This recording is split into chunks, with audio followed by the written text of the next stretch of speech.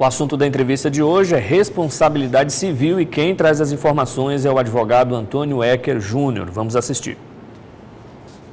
Bom, meu nome é Antônio Ecker Júnior, eu sou advogado militante na comarca de Teixeira de Freitas, minha OAB é 34592 e eu atuo já em algumas áreas, a título da área de responsabilidade civil.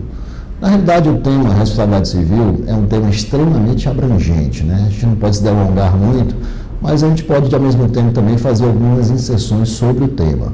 Com relação ao tema responsabilidade civil, nós podemos mensurar a questão do dano material e do dano moral. No que tange ao dano material, nós temos como mensurar, porque se você teve efetivamente um prejuízo, seja com a colisão do seu veículo, seja com o equipamento que você comprou e que não teve a devida assistência, esse dano material está devidamente configurado com a nota fiscal, com os prejuízos que você efetivamente sofreu. Agora, já o dano moral, ele já é um tanto quanto subjetivo, né? Nós necessitamos de prova no sentido de aplicação do dano moral. Agora, a questão de valores é que não temos como mensurar o valor, vai ficar a critério do magistrado no momento da aplicação da sentença. A questão do limite, a gente não tem efetivamente um limite, né? Como eu falei no início, o dano material a gente consegue comprovar. Agora, o dano moral, ele por ser subjetivo, a gente vai realmente depender da gravidade do ato ilícito que foi cometido, no caso com o cliente, com o consumidor, para que aí sim o dano moral esteja efetivamente caracterizado. Bom, ainda no tema responsabilidade civil, nós temos um aspecto muito interessante, que é o que diz respeito ao lucro cessante. O que seria, na realidade, o lucro cessante? O lucro cessante é tudo aquilo que você deixa de auferir como renda por conta de um prejuízo que um ato ilícito causou. Ou seja, um exemplo, um táxi. Um táxi circula, tem uma renda mensal estimada, a título de exemplo, de R$ 2.000, R$ 3.000. Esse veículo foi abalroado por outro veículo, sofreu um acidente.